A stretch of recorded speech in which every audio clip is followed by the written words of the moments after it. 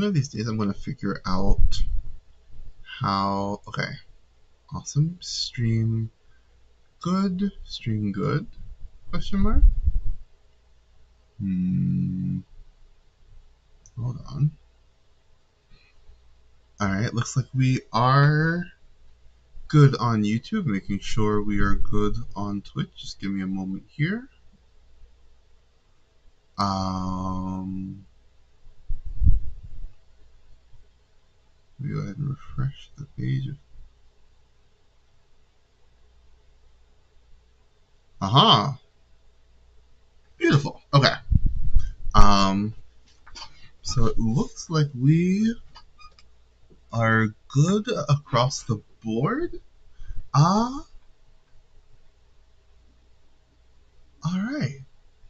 So welcome everyone. So this is going to be something quite new for me. Because this is literally my own game. This is the game that I've been working on for the past year or so. It's a text-based game because I only started learning how to code a couple years ago, and using Twine, I used the game engine Twine, which is a text-based game editor, was initially the most accessible option I had available to me. I'm going to be pivoting soon because I'm at the point now, and you'll see when we get to the end. Like I'm officially at a point now where I would like to add more visual flair, more functionality, etc.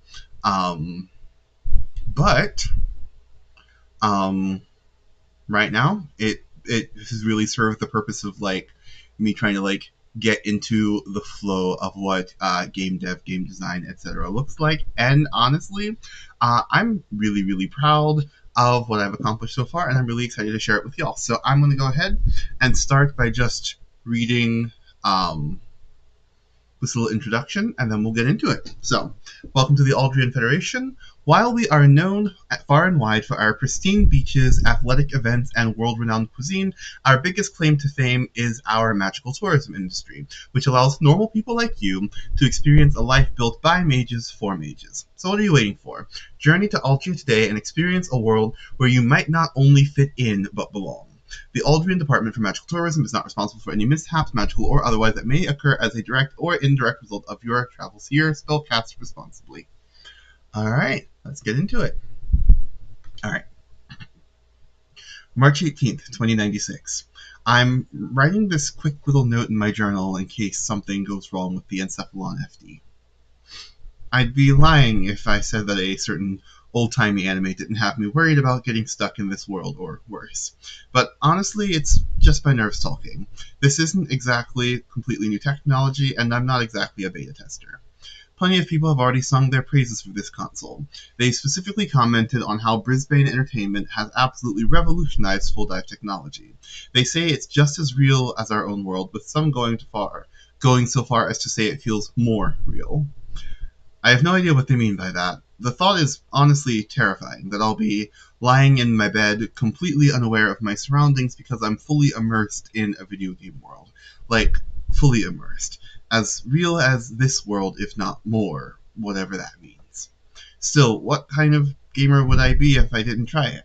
And on top of that, I won the chance to be a day one player. I can't pass up this opportunity. And it's not like I'm not excited for this. It's kind of like a roller coaster. The journey up that first incline is absolutely dreadful, and then you take the plunge into the time of your life. And the longer I wait, the longer that first incline lasts. And I'm doing it to myself. Alright, time to stop procrastinating. Let's do this thing. If anything happens, tell my parents and sister that I love them. Welcome, dear guest, to the Aldria onboarding interface. Is this your first time visiting Aldria? So I think what I'm going to do here is I'm going to answer the exact opposite of what I myself would. Just because obviously I've played it through multiple times, but I've never done an opposites playthrough. So yes, it's definitely my first time visiting Aldria. I did not create it. It is our pleasure to welcome you. We've prepared a presentation for you about Aldrian history and current events so that you might acclimate to our culture more quickly. Would you like to view this presentation? The answer is yes. So no thank you. Understood. If you have any questions, please feel free to check the Datalog app on your preferred communication device. And without further delay, it is well, what's going on? Me? Professional yapper, I'm going to be quiet. You can hear me? Can you hear me now? I can hear you. Oh, good. I was worried my software had gone wonky for some reason. Anywho, I'm so glad I was finally able to reach you. It's been a struggle, let me tell you. I'm a humanoid administrator for the Remote Magical Observation of Nascent Interpolation. You can call me Harmony. Justice for Harmony. We love Harmony. So you're not a real person? To be perfectly honest, I don't trust folks who claim to know what constitutes a real person. As far as I'm concerned, I'm just as real as you with thoughts and feelings to match, regardless. My purpose is to assess the archetypal nature of your magical circuits. These are mostly the same. What was that sound? Don't worry, once you wake up, oh, I'm a silly goose. I have music that I can be playing in the background. I'm sitting here, I'm like, why is it so quiet? And honestly, the bit about sound. So, I coded sound to play at that point in time. I have yet to figure out how to make that work when it's not directly connected to my what have you. If I'm not, sometimes it worked when I was using it in the software. Anywho, don't worry, once you wake up, that sound will be entirely diegetic, and you won't have to worry about it. Besides, I'm not romanceable. A pity, really. Anyway, do you mind answering a few questions for me? I promise it won't take much time. I'm sure you're dying to meet the main cast. Okay, opposites? Actually, I'd rather not answer any questions at this time. Unfortunately, you can't really play the game unless you participate in my brief little survey. Honestly, I don't know why I'm programmed to ask a question you can't refuse. Seems like a bit of an oversight. First things first, I'm assuming you know why you're here? No, but I'm assuming you're gonna tell me. Am I really so predictable already? You're not wrong, but I'm gonna have to put a bit of extra work into keeping you on your toes, I fear. So, here's the deal. Once you and I are finished talking, I'm going to guide you through the trial. I wasn't planning on taking the trial, actually. Oh, that's honestly really disappointing to hear, especially because, well, you don't actually have a choice. The organization I represent has deemed you important for some reason, so they've instructed me to make sure you take the trial by any means necessary. And yes, that does mean I'm authorized to use violence, though the chances of me doing so are extremely low. But not zero. I'm gonna take a bit. I might turn the sound down a little bit. Yeah. Okay.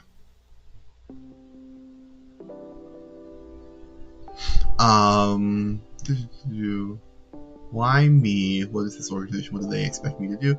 Why me? Didn't I just say that I don't know why they picked you? You don't seem especially well equipped to fight the Testaments of all people, but maybe they see something in you that I don't. For the sake of all of us, I hope so. Do you really have to be so rude? It's not so easy to modify your own code, you know. Doesn't mean I'm not trying, though. I'm biting my tongue, believe it or not. But there's nothing to be done about it now. If they've chosen you as their champion, then I will do everything I can to support you. So let's begin. I suppose we should start with how you want people to refer to you. You're able to change this information at a later date, but it will cost you a not insignificant sum of money to do so, to say nothing of the hoops you'd have to jump through, so choose wisely, please. Playing on the channel, we'll go with, you know what, oh, weird that it's arysn0w.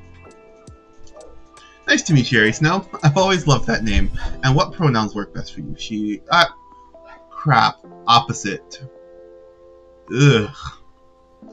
Ugh. Alright, so hold on. 1 second. I will be right back.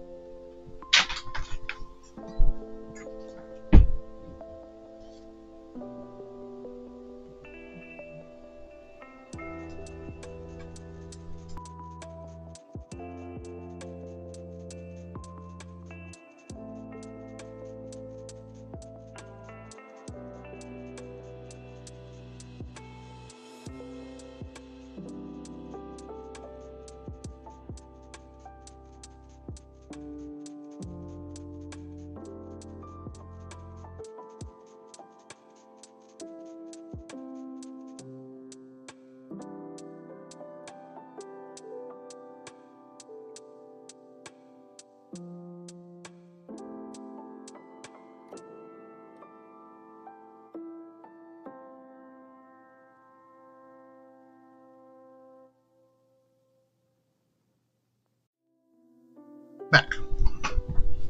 Alright, back. Let me go ahead and... Alright. Ugh. The opposite game is... Anywho. Alright, so if I were talking about you, I might say something like, hey, this is my friend arysn0w. It's on a quest to become the first... Ugh, this is visceral. To take down a testament. And honestly, if anyone could do it, it would be Ari. Their expertise... Experience might be a bit lacking right now, but if the person who gave me life is putting her faith in this person, then so will I. Does that sound good to you? Remember, changing this at a later date will cost you, so make sure you're either certain about these options or ready to make quite a bit of money to pay the Aldrian government to let you embark on that little side quest. Honestly, for my own brain... Wait, let me think about that a bit more. I am just going to do Ari.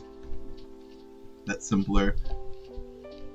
This is my one exception, because I can't have my own game misgendering me throughout the entirety of this playthrough. No. Alright, so if I were talking about you, I might say something like, hey, this is my friend Ari. She's on a quest to become the first woman to take down a testament, and honestly, if anyone could do it, it would be her. Her experience might be a bit lacking right now, but if the person who gave me life is willing to put her faith in this girl, then so will I.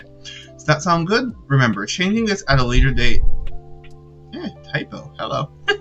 Remember, changing this at a later date will cost you, so make sure you're either certain about these options or ready to make quite a bit of money to pay the Aldrian government to let you embark on that little side quest and slot it in.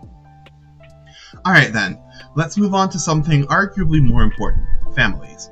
In Aldria, the family you belong to is easily the biggest determiner of your life here. If you want to visit the Palais Aurelius during your time here, for example, that becomes exponentially more difficult if you don't belong to the Aurelius family. But faith and archetype are important factors as well. If you want to visit the inner sanctum of the Jade Temple, you'll likely never get there if you don't abide by Halidom rules, and if your biggest dream is to cast Fireball, you're much more likely to accomplish that as an elementalist than as an herbalist. That said, the best, and dare I say only, way to truly experience Aldria is as yourself.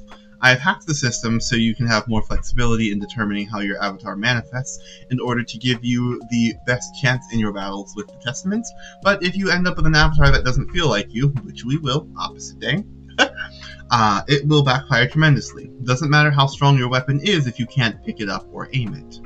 Speaking of weapons, the first step of the trial is always the blade selection, and for that we'll need to make our way to Istenvault Stadium, is what I would say if it weren't currently undergoing reconstruction. But no worries, we can handle this here. You see the white glow stick looking thing in front of you? Grab it. Is it gonna hurt? Probably not. I can't really say. I don't have a physical body, so I can't actually experience pain. That said, blades are designed to sync up with your magical circuits, allowing you to summon and dismiss your weapon on command, so maybe? Either way, we won't know until we try.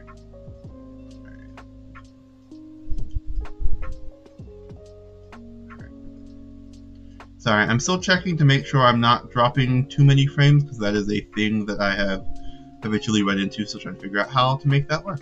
You know. My voice in harmonies, I feel like I have to give Blade something. Greetings, Ari. On behalf of the firstborn progenitor of the Aldrian Federation, I welcome you to Aldria. I will ask you a series of questions to determine the form I shall take for you, and you will answer them honestly. Do we have an agreement?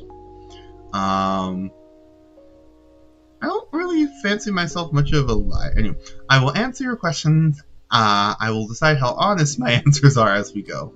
Ironically, it's actually really, really fitting for this playthrough. Anyway, that in and of itself is honesty in its own right. I can respect that.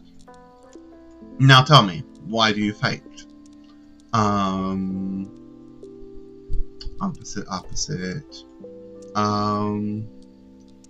I don't like fighting, so I enjoy it, and sometimes sparring with others prevents us from warring with each other.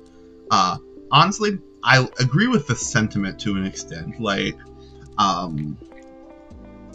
sometimes, if you let out steam before it gets bad, like sparring as harm reduction is, I don't think, a bad idea. Especially if, like, stepping into a boxing ring prevents someone from, getting really fed up and turning to more violent. Anywho, but I don't enjoy it. Alright. I understand. Then, in the heat of battle, at what point would you put down your weapon?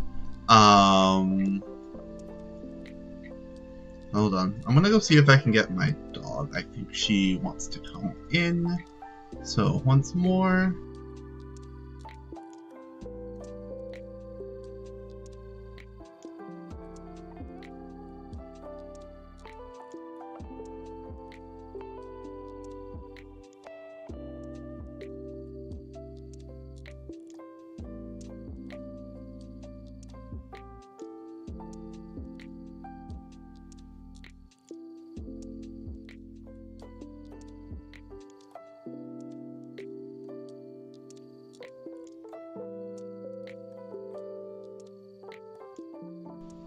Alright, we do in fact have a puppy joining us. I think he's very happy to be here. Okay. You too. You will have to behave, okay? Don't be getting into stuff. Okay, Miss Baby? Alright. I understand. Then in the heat of battle, at what point would you put down your weapon? I'm very fond of... Honestly, I'm gonna have to when I become incapacitated. When I have become incapacitated, if I can hold my weapon, I'll continue to fight with it. Honestly, nah. There are so many valid reasons to give up. Just as a general rule. Alright. Is that so? Tell me, what time of day is best for striking against an enemy? Honestly, I'm somewhat of a night owl. But the night be spooky. Like, literally, I'm currently watching a Danganronpa playthrough. Mind you, I've watched someone else playthrough. I'm watching another YouTuber who I'm fond of. I won't watch it at night. I refuse. I know myself well enough to know that watching Danganronpa at night is a recipe for disaster. I'm a big scaredy cat. We ain't doing shit at night. I see. And which of these signs would have the greatest chance of convincing you that the cause you are fighting for might be the wrong one? I'm not sure if you can see this. I have a little music tab. I'm moving out of the way just in case. Okay, my loved one's opposed me. Valid. I mean, I'm certainly not in lockstep with my family, but, like, especially if it was like my wife and my mom and my dad and my grandmother and my sister and I'd probably, chill. So it's not going to be that one. That's not like the hard opposite. But also there are plenty of times when I'm like, listen, I'm going to stand for what I believe to be true, and the rest of y'all can deal. Not that blasé, not that blunt, but like, I don't know. I come from a fairly politically diverse, especially looking at all the different sides of my family. even at least in terms of like religion, I'm kind of marching to the beat of my own drum there, and so like yeah, I definitely don't have a problem saying no. I'm gonna do my own thing, but it's not like blatant polar opposite. I'm over explaining. Anywho, if I received a message via a dream, honestly, that would get me. I'd probably like wrestle with it. Anyway, if I got tired of fighting for that cause, that's a top contender. I can't see myself like just being like, no, I don't really feel like it anymore. Mind you, like I know, like on this channel, I started talking like the primary focus of the channel for a while was LGBTQ plus education, and I kind of pivoted away from that just because my own personal interests don't quite align with that being the sole focus of my channel content, at least right now. Although the way things are going, at least in the US, I kind of wonder if it might be time for me to start up again, because we don't need less education right now. But my own like interests rely more around like religion and video games. Anywho, that's neither here nor there. I think I'm just saying, like, even though I don't exclusively make queer content anymore, I don't stop talking about my experiences as a queer, black, trans person, you know, and so I can't imagine being like, I'm tired of fighting for equality. Anyway, if my allies started engaging in evil action, okay, hold on.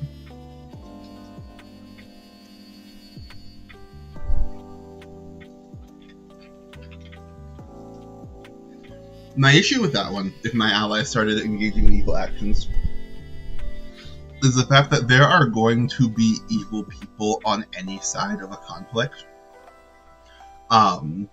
Like, I remember being in undergrad in college, and there is this one person who consistently, without fail, I agreed with his political positions, and he was just so viscerally unkind to everyone when expressing them that I found myself like wanting to distance myself from him, not because I didn't believe in what he was saying, but I'm like, did you really have to cuss somebody out and insult their entire bloodline because they, I don't know. Anyway, so it's not going to be that one, because I don't think there's any cause in the world where there aren't going to be bad people or people who use the cause to take advantage of others.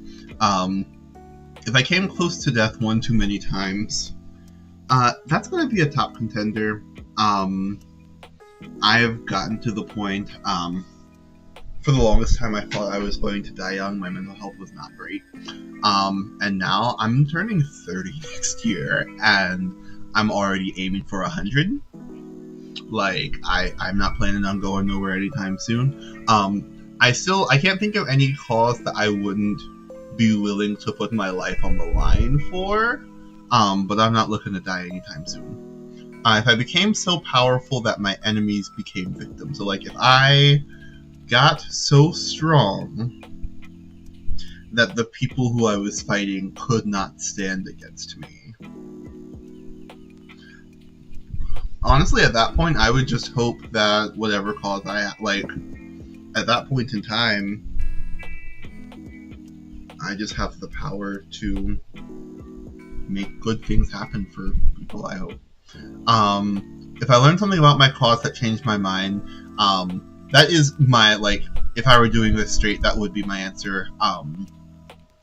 Because while I am fairly resolute in what I believe, I like to think that I'm open to new evidence, new information, new facts, like,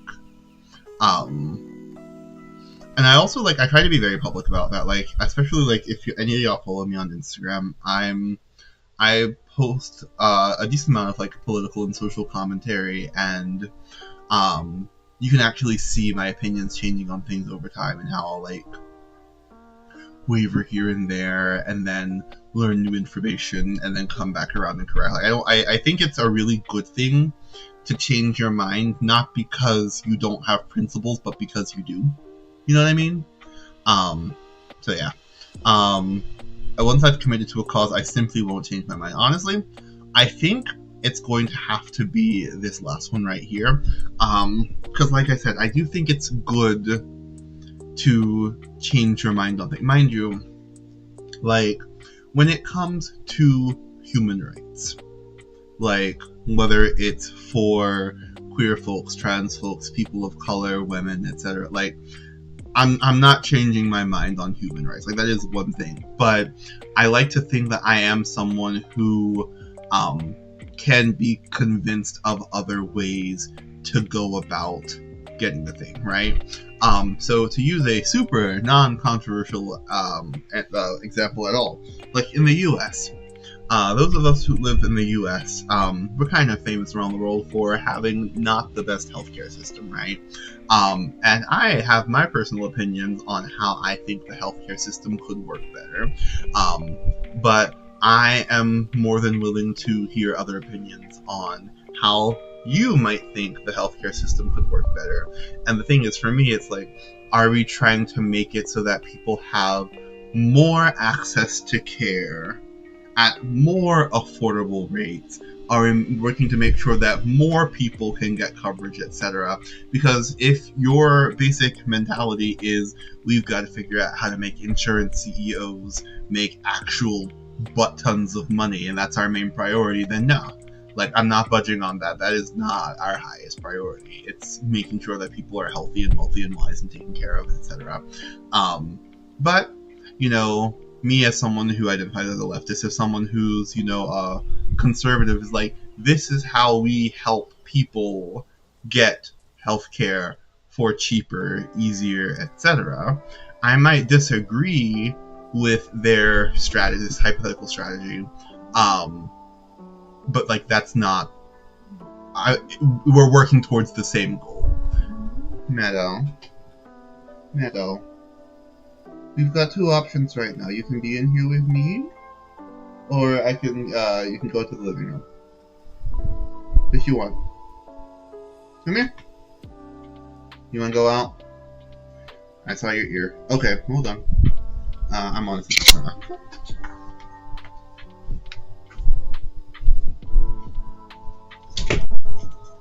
There you go.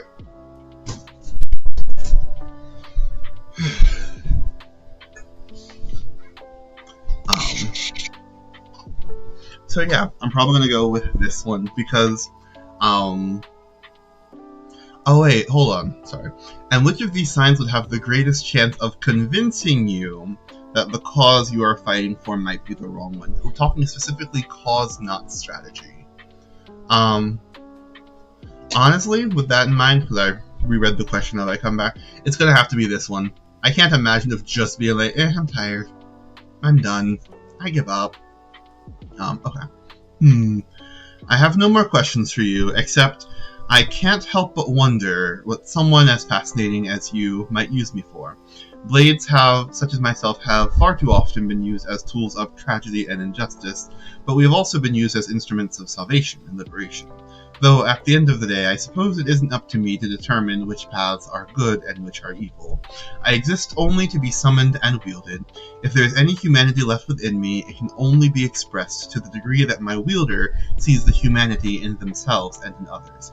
But I've rambled on long enough. Go on, harmony awaits. Hey, are you okay? You kinda zoned out for a minute there. Yeah, I'm fine. Good. Now let's go. Hold out your hand and summon your blade. Oh, shit. Oh, looks like you're going to be learning how to master the axe. Honestly, I can't imagine a better fit for you. If you're able to use it properly, it will be an invaluable asset in combat.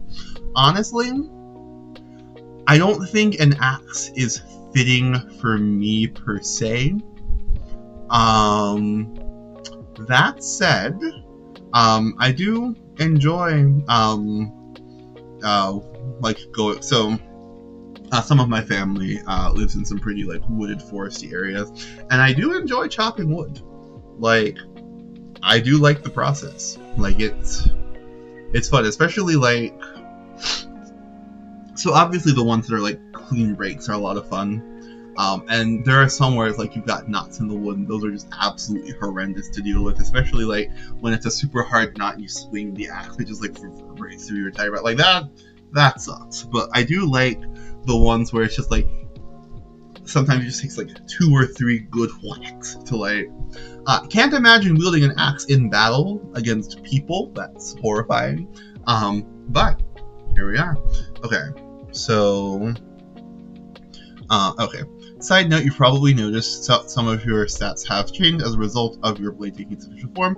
Your archetype, faith, and family will also affect these stats, as will leveling up along your travels. From here on out, if you want to check your stats or any information, just click the menu button that I just now created. Whoops.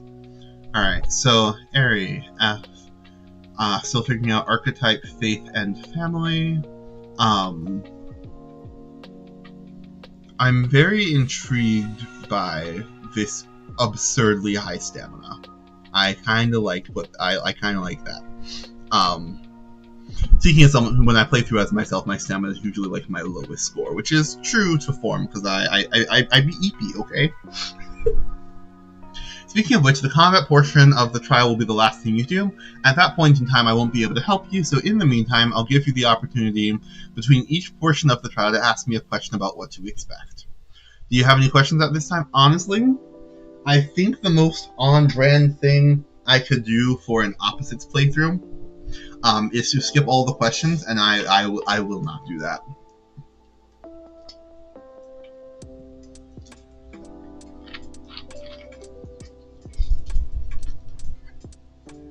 Honestly, I'm probably going to ask about combat. Does everyone's trial involve combat? Worried about fighting later on? Don't be. Even if you were taking the trial in person instead of with me, Iskin Fault Stadium is basically a giant VR arcade. There are a bunch of different rooms, and you're given simulated challenges to determine how you might best contribute to Aldrian society. So no, plenty of people don't have to fight during their trials. Someone suited to being a chef might have to prepare a 3-course meal to a bunch of materia corrupt clients, while a future teacher might have to teach a group of middle school students how to safely neutralize aggressive aerothales during their breeding season. It's always a difficult challenge, not much you can just about count on, but the Seraphim aren't looking for perfection. You can make mistakes and still get claimed by 1 or 2 families if you've impressed them in other ways. But before we get to that point, excuse me, the next matter of business is to determine the nature of your magical circuits, your archetype. Iskin Fault has technology that can map your circuits almost instantly and activate them for the trial, but we're going to have to do this the old school way. I'll ask you a series of questions. We're not sure if magical circuits shape a person's identity or if a person's identity shapes their magical circuits, but the one thing that just about every magic theorist can agree on I am all of a sudden just super congested.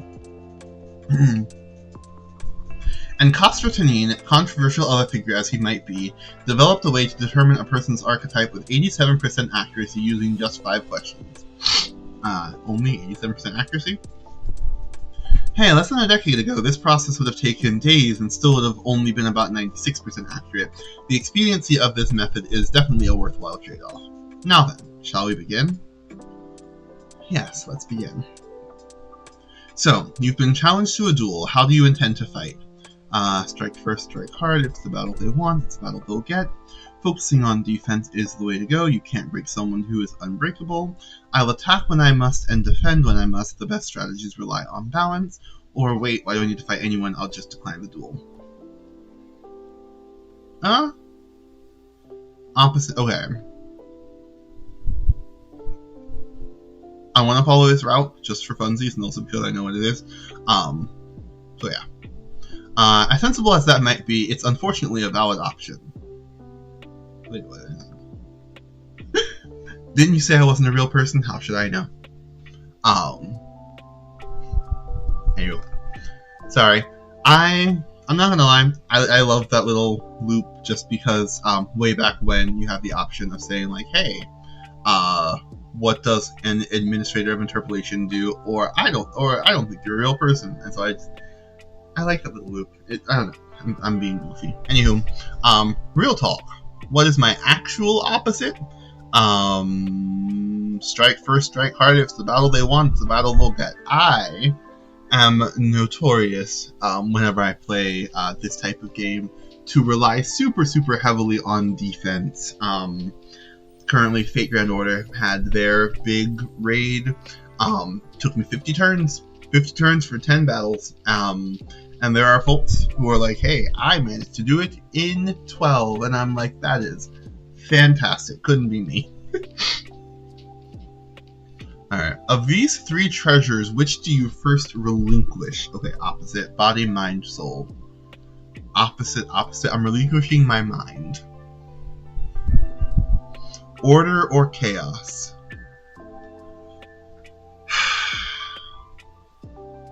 I honestly could go either way with this one. Honestly, like, real talk, I'd probably prefer order. Just because I think a certain degree of chaos is useful, but I feel like the consequence of having too much order can be, you know, rigidity, staleness, etc. But especially, honestly, just thinking about the US during the pandemic years, I really appreciated the facsimile. Okay, so, again, me living in the US, looking at how other nations dealt with the pandemic versus us, I not infrequently found myself saying, wow, I wish we had some more of their order. Like, I am someone who would ultimately trade a few freedoms for more stability and security. Yeah, so, with that in mind, I'm going to go with chaos, because opposite. Alright. I most believe in what I've witnessed with my 5 senses, what I felt with my intuition. I live and die by my intuition. 5 senses. When it comes to honing one's skill, is it better to perfect your craft in private than share it with the world when it is time? Or practice your craft with others, fail spectacularly, and grow exponentially? You know what? I actually think this is a little bit ironic. Because I am naturally someone who, I am a perfectionist. I don't want to share nothing with nobody until I'm ready to share it. And here I am on stream sharing my own very imperfect, very in progress game that I truly believe has a lot of potential that I'm really excited to share with the world. And mind you, it is enough for me to post it on itch.io. I recognize that, but there's just something really nice about, like, hey, here's this incomplete thing. I'm going to share it with y'all because I love it that much. It's not what I would usually do, but it's what I'm doing right now, and it's the opposite of what I would usually do. Anywho, I'm rambling. Yeah. Alright. Elementalists are known for their ability to control the fundamental building blocks of reality. Fire and water, light and sound, hydrogen and helium. Excuse me. The possibilities are endless, and while it might be reasonable to think that the most common of the archetypes would also possess a common capacity for magic, such a mistake would be entirely unforgivable. The elementalist, by their very nature, is relentless in the pursuit of standing out in a crowded field, and those who share this archetype will generally accept nothing less than the pursuit of excellence from their competition. Alright, so this would give me +7 AP, +5 strength. Another sizable boost to stamina, which is nice. Okay. All stats increase by 10% when fighting other elementalists. All stats decrease by 10% when fighting alongside other elementalists. So, if I myself were fighting, I'd have to make sure that I wasn't bringing another elementalist, so long as there wasn't any other benefit that they brought. Honestly, let's roll with it. Okay. Does this assessment match up with who you understand yourself to be? No, but that's kind of the point. This decision is final, so please make sure you are certain before we continue on. Let's go. Fascinating. A mage of the elementalist archetype who wields the axe. I'm having such a blast getting to witness this process up close for a change. So I'm now trying to think if I know any other like elemental magic types who fight with an axe. And my first thought, I know this doesn't quite count, but Fire Emblem Three Houses, Edelgard, her main weapon of choice is an axe. And I won't spoil anything, but I've done 2 playthroughs. I've completed the Blue Lion and the Black Eagles route. I'm currently on the Church route, watching my partner play through the Golden Lions route, etc.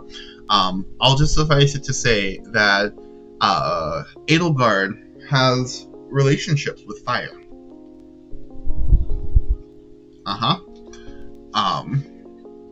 Now, as promised, one more question before the next stage, lay it on me.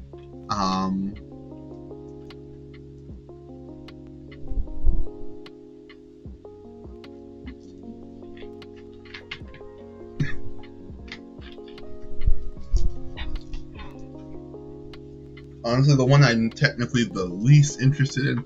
Also, lovely subscriber of this channel recommended allowing you to cycle through the question, and I was actually in the middle of coding an update where you would be able to go through all of the questions before moving on. I think it flowed a lot better. I really, really appreciate that recommendation, so thank you for that suggestion. And it was when I was doing that I lost every single line of code I'd ever coded before. So anywho, I'm going to go with the Guardians. Guardians occupy the middle rung of the Seraphim hierarchy. They're beneath the angels and Seraphim, but above the citizens and orphans. Kinda. Traditionally, they've been tasked with preventing crime and taking up arms against any threat to Aldria, but they can also be hired to perform more basic tasks like moving heavy objects, dealing with invasive flora and fauna, escorting important people from place to place, just about anything that ordinary citizens might not be capable of themselves. This is the role you'll occupy when you pass your trial. Word to the wise though, while Guardians do officially rank higher than citizens as a whole, there are plenty of individual citizens who you do well to defer to. For example, Lady Brialyn may be a citizen, but she is also the wife of the Seraph of Aurelius. So if you're the type to concern yourself over things like rank and prestige, thinking of citizens as being on the same level as you might serve you well. There's one more thing we need to discuss before you're cleared to take the trial though. So this will arguably be the strangest of the trial portions. At the end of the day, it's just one choice. You'll choose the faith that resonates with you, and then the gods decide if you'll walk this path. 1 second, checking. Cool. No dropped frames, beautiful. Alright.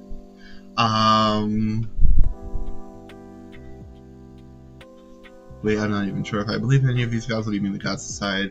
You mean I don't even get to see which one I'm matched with? Honestly, right. Opposite. So you mean I don't get to see which one I match with best? I just have to choose at random. Would be me. What if I don't want to belong to any of these religions? That's honestly, I'll go with this one. Like fundamentally, I'm a polytheist. I can't think of any god I just straight up don't believe in, at least by the nature of my belief system. Now, whether who I work with, who I vibe with, etc., that's a different question. But to me, saying that I believe in insert god here is about as radical or out there as saying I believe that this person over here exists. So yeah. And Aldria saying that you don't believe in the gods is like saying you don't believe in magic. It might make sense in your world, but faith here is pretty empirical. Some of the gods were once flesh and blood human beings. Some of them are software that attain sentience and evolved beyond human comprehension. Some of them are egregores that were quite literally created by people's belief in them, and all of them have distinct magical signals that can be tracked, recorded, and otherwise measured by empirical means. So yes, the gods decide. There are 8 major faiths here in Aldria, and there's quite a bit of diversity to be found in each of them. Like, the Arrows of Flame and the Mkonzi are both considered celebrant minor faiths, but they almost have less in common than the Vanguard and the Cerulean Sky, at least on the surface. But those words are probably meaningless to you right now. We should change that, no? I've created these little dossiers for you. Read through them, then hit commit when you've landed on the one that sounds best to you. Alright. So, Disciples of the Carmine Brotherhood. For centuries, people have believed that Henrik Aldane's heirs would come and deliver this nation into her golden age. We are the only ones who have done anything about it. And so we hone our bodies, our minds, our skills, and our talents so that we might one day be able to serve or even become the ones who save Aldria, the pride of the Guardians. We are told that these saviors are just a myth, that we're living our lives for an unproven cause, that we're working this hard for a future we'll never get to see. What they don't know is that we laugh at them behind closed doors. We aren't waiting on a future that we've placed our faith in. We're building it brick by brick. Alright, I'm going to give initial reactions to all of these. Based on what I'm trying to separate what I know about these groups from what's being shared here.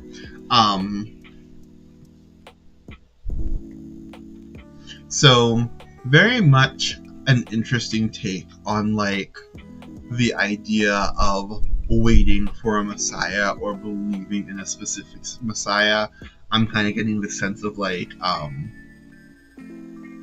our goal is to become it, or to become good enough, strong enough, whatever, to help them. I really do love this last bit. We aren't waiting on a future that we've placed our faith in, we're building it brick by brick. I love the notion of active agency in creating the future as opposed to waiting for it to just happen. Alright. Celebrants of the Amber Feast. Life is simple, really. We are born, we live, we love, and then we die. We have no say in how we are born. Most of us have no say in how we die, and truth be told, many of us have little say in how we live.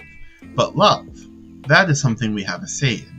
And so we make it our goal and our purpose to surround ourselves with the people and places and things and ideas that we love the most. Some choose to surround themselves with the rich and powerful, while others choose the poor and marginalized instead. Some choose to surround themselves with luxury and ease and relaxation, while others find greater comfort in simplicity, hard work, and a certain amount of pressure.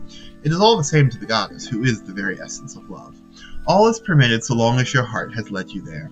The key then is developing the capacity to listen to your heart. To deny the yearnings of the heart is to invite chaos and calamity. And so we must live as examples of that truth, lest the world grow ever more heartless. Honestly, I do love the focus, again, on love. I find that love really is at the core of a lot of, if not religions themselves, then manifestations of that religion.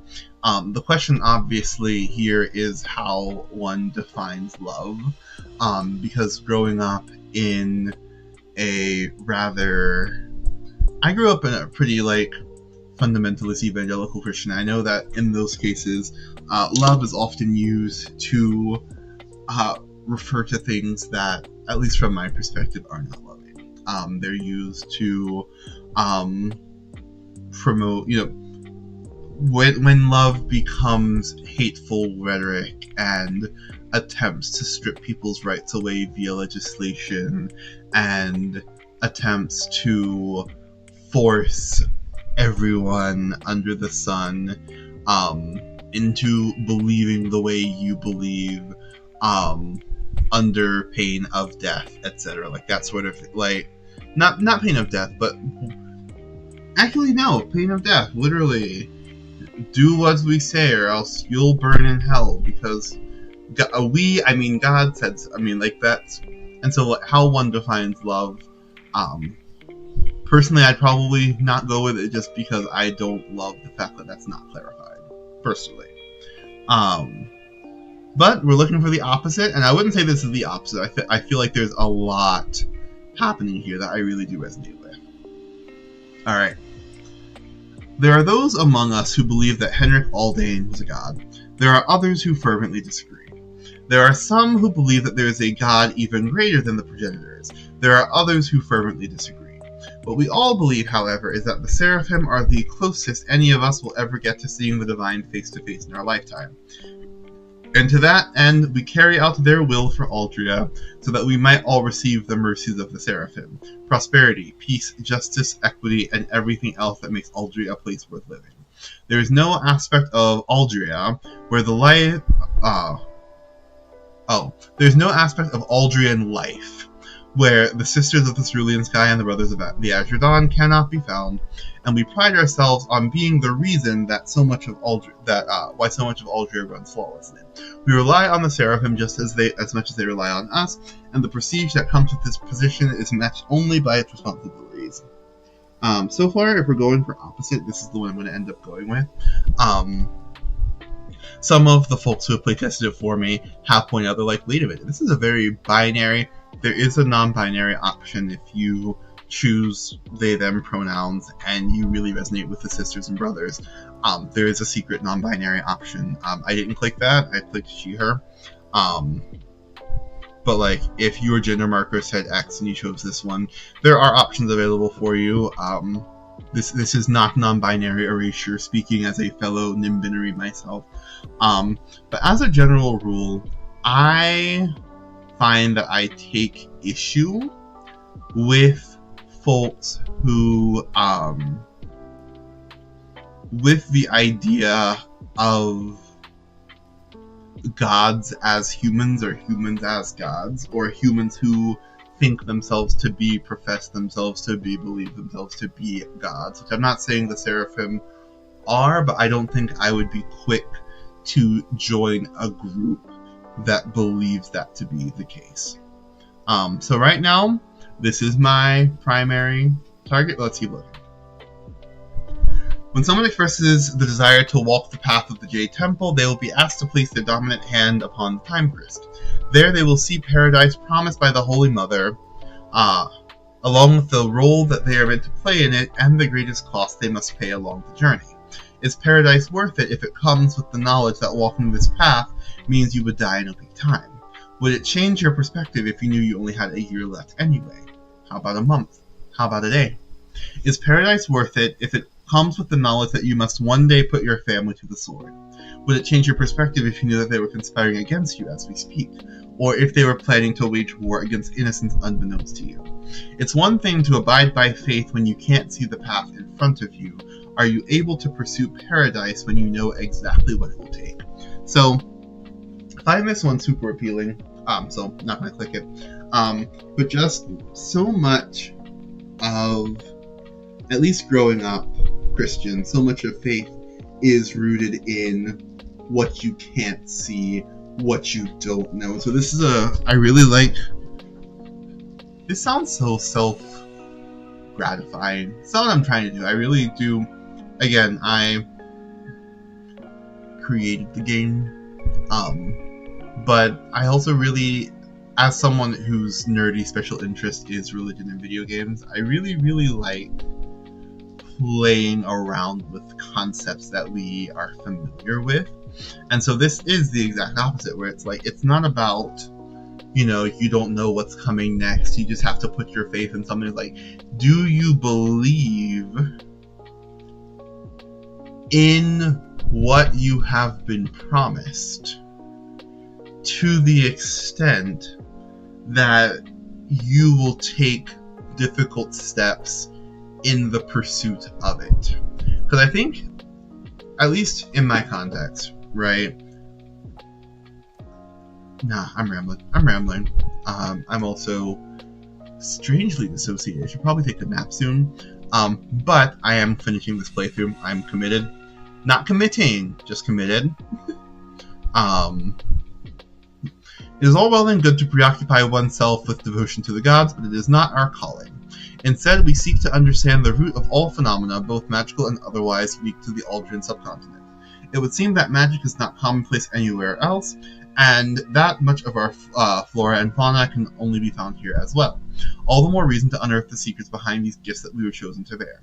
After all, if we have been specifically chosen to receive these blessings, then it falls to us to truly understand them. It is through understanding that we keep ourselves and each other safe, and perhaps if we develop a great enough understanding, we might even be able to share our gifts with those who wish to partake as well. Honestly, I really do like the idea of a religion where the focus is understanding the physical world better. I think that's really appealing. Also, the Remnants of the Amethyst Hunt is the one that I chose for myself. Like when I play through as me and not opposite me, this is what I go with. The main issue with our current state of affairs is that people have forgotten who they are. Servants profess themselves to be kings, while kings shy away from leadership. Our warriors idle the day away in studios while our artists fight in wars. We fight our battles armed with spoons, lift soup to our mouths with swords, and we have the audacity to ask ourselves why we are bruised, battered, and hungry. There is a place for everyone and everything. All things have purpose and meaning and value and worth, but we must discover, then act upon, the role we play in our own respective ecosystems. Then and only then will we finally bear witness to paradise. Honestly, as someone who frequently finds myself caught up in the question of like, what am I supposed to be doing? Where am I supposed to be going? Like what purpose? You know, like big questions about like purpose and whatnot. I do love the idea of something where it says, you know, it's not a matter of us, we are telling you what your purpose is. It's, you know, finding out where you fit into this ecosystem, and then do it. You know, I don't know. There's a simplicity about it that I really like. You know, the tenets of the rose garden are simple. Plant the seeds of the future that you wish to see, water them with actions that align with that future, and watch life blossom before you. We tend to our own individual gardens first, pruning away that which has passed away, cultivating excellence within ourselves, and only then may we, if others so desire, help them tend to their own gardens. We recognize that not everyone wishes to grow roses, and we recognize that not everyone wishes to tend to the gardens at all. And to each their own. The world holds so many different types of beauty, it would be criminal to only take note of the roses. But when people do stop to smell the roses, we will make sure that the gardens are well kept. And should weeds or pests attempt to harm the rose garden, then we will demonstrate exactly why we sharpen our thorns so diligently.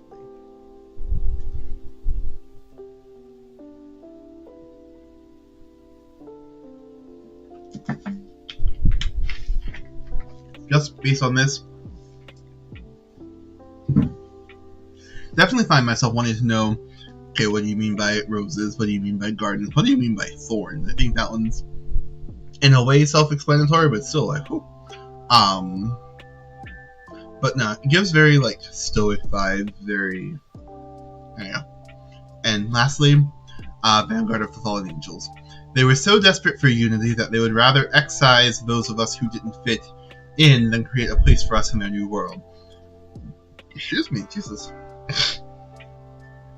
In their pursuit of new heavens and new earths, they forgot about the old gods who sustained us, nurtured us, loved us.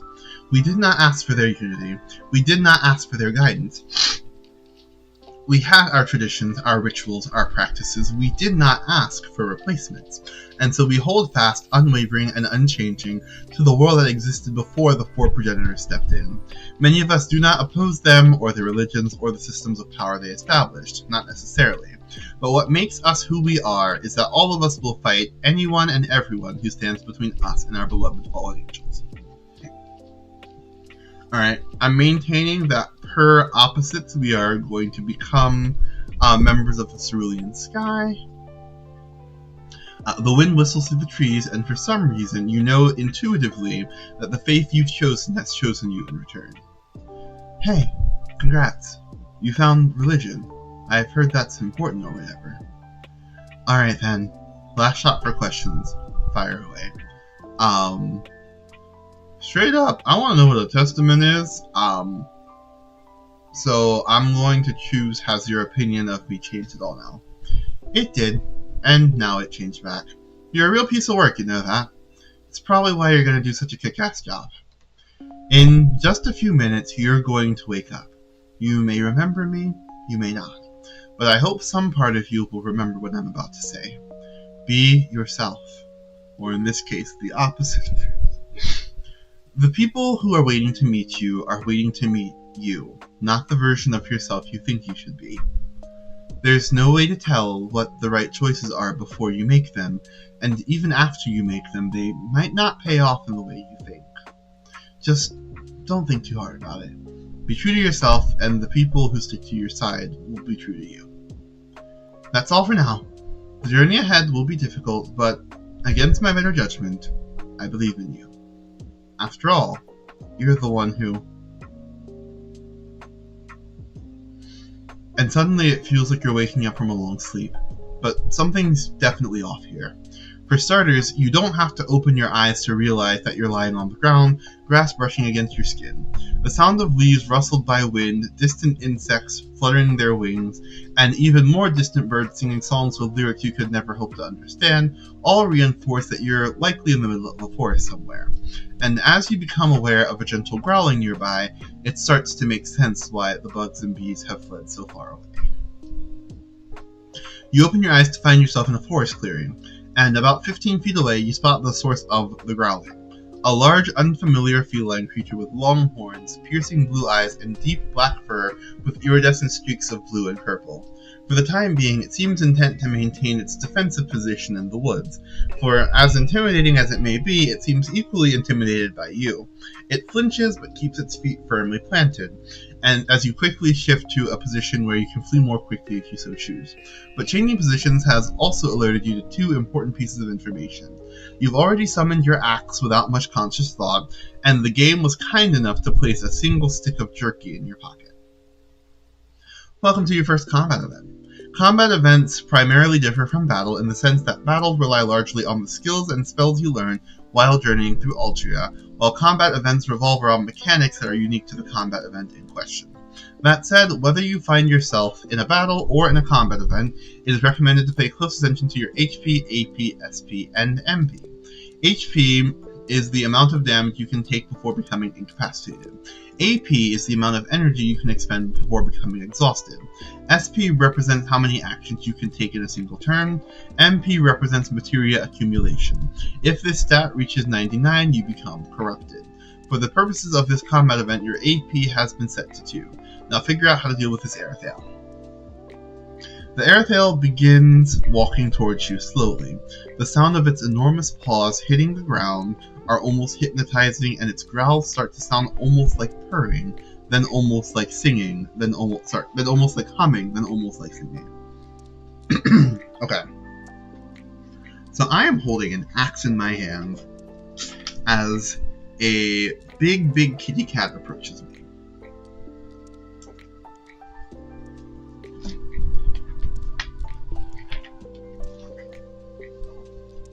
So, of these options, as a general rule, when it comes to games, I'm trying to get out of it without violence. I know that violence is required for a lot of things, but I like to not. So going for the attack would definitely be least like me, but I'm actually, for the sake of this being as far removed as possible from me, I'm going to show the food, lure it in, and then attack. Which is horrendous. But you you pull the jerky out of your pocket, and the arysn0w immediately takes note, focusing exclusively on it and not you. But after a brief pause, the arysn0w continues marching towards you, eyes locked on the jerky in your hand. Take advantage of the situation and strike the arysn0w with your blade. There was nothing you could have done to prevent the arysn0w's counterattack or protect yourself from it. It was quicker than you, stronger than you, and perhaps most importantly, angrier than you. Before you knew it, the world faded to black once more.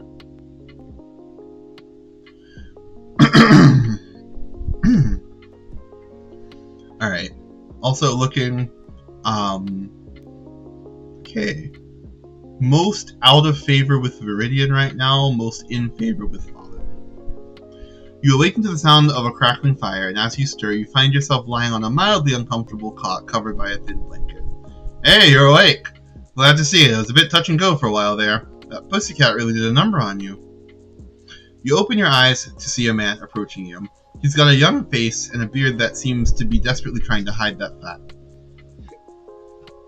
And his eyes, while ever so slightly mischievous, nevertheless seem kind. He stands at the foot of your cot and hands you a vial of unfamiliar liquid. Here you go. Bottoms up, my friend. Okay. So opposite of me, I am just going to drink the mystery liquid without asking him a single question. You take a sip, but the taste of it almost takes your breath away. The man can't help but laugh at your pained expression. Yeah, it's bitter stuff, I'm afraid. You can mix it with equal parts sugar and still not taste any of the sweetness. Name's Aaron, by the way. I'm a guardian of Wisteria. If it works, it works. Nice to meet you, I'm Ari. I always knew Lop would taste bad, but I met you now, I know for sure. But this is Crypt Ether, right? Isn't this illegal? Or I've had worse. Take another sip. That's... You're an odd one, aren't you? It really does take all types, I suppose. Anyway, it's actually kind of lucky that we found you out there. We've got a pretty big mission ahead of us today. You down to help us in exchange for rescuing you? These are both likely for me. I didn't ask to be rescued. I don't know you anything. That's deeply unfortunate. I'll respect your decision if that's really how you feel, but I'm worried you won't have much luck getting out of here without some assistance. We're up against bandits. Lots of them, if I'm not mistaken. And while most of them are fairly weak by themselves, their numbers would make them a force to be reckoned with, even if they didn't have the Fellscourge leading them. But he's practically a small army on his own, and his bandits worship the ground he walks on. The good news is that the ants should scatter once the Queen is dead, but we really need some extra firepower to take him on. You sure you don't want to join us?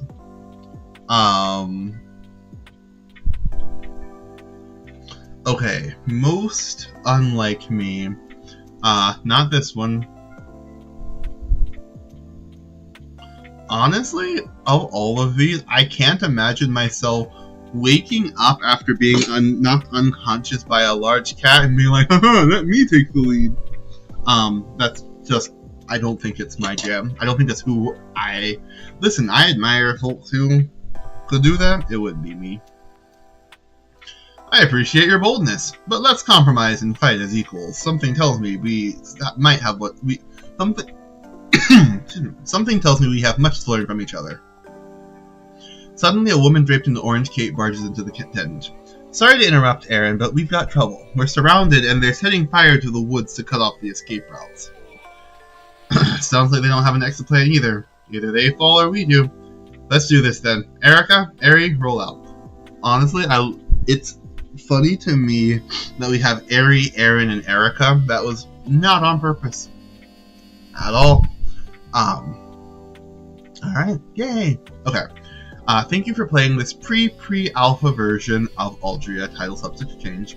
If you wouldn't mind, please share your results in the comments available via the menu. I'd love to know which options are most popular. Feel free to include your family scores as well. You may not yet know about the families themselves, but these numbers won't be visible in later versions of the game, so it could be interesting to make a note of which families seem to favor you. And of course, please don't hesitate to provide feedback down below. Like I said, this is very much a prototype where everything's said and done. There will be music, animation, movement, and the like, but all great projects start small, and this one is no exception. Projects don't become great without feedback. Let me know your thoughts, and I thank you in advance for being a part of what's to come. Have a lovely day. And that is the end. That's what we've got so far. So, looking here, again, these will not be visible later on, but opposite me scores highest for Aurelius, followed by Cerise, with the others being a bit on the lower side. I won't mention like what the threshold is, and plenty of things also change.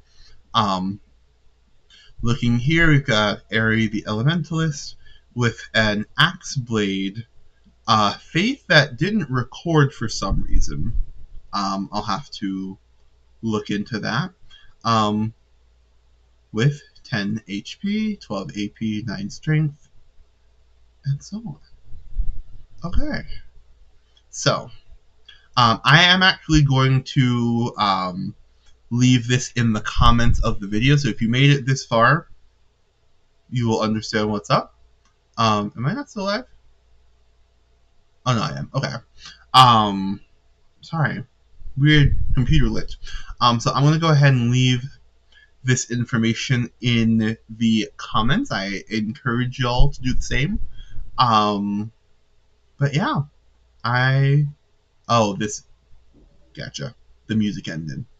But But that is going to be it for me. Thank you so much for joining. Thank you so much to everyone who's watching. Hold on, is it scene 2 that I switched to now? Yeah, it is. Hey. Okay. That is all for now. I appreciate everyone who tuned in. I appreciate everyone who will tune in. It's been an absolute pleasure to get to share this for you with you, and I'm really excited to keep working on it. Again, very early stages. I'm currently working on this. I'm currently working on some branch off projects as well. Really trying to create the world that I hope to one day share with the world. But in the meantime, I am infinitely appreciative to you in this world. And I just want to say, as always, thank you so much for watching. Please, please, please remember that the world is a better place because you are in it. Um, and yeah, once again, thank you for dropping in, and I'll see you next time. Bye.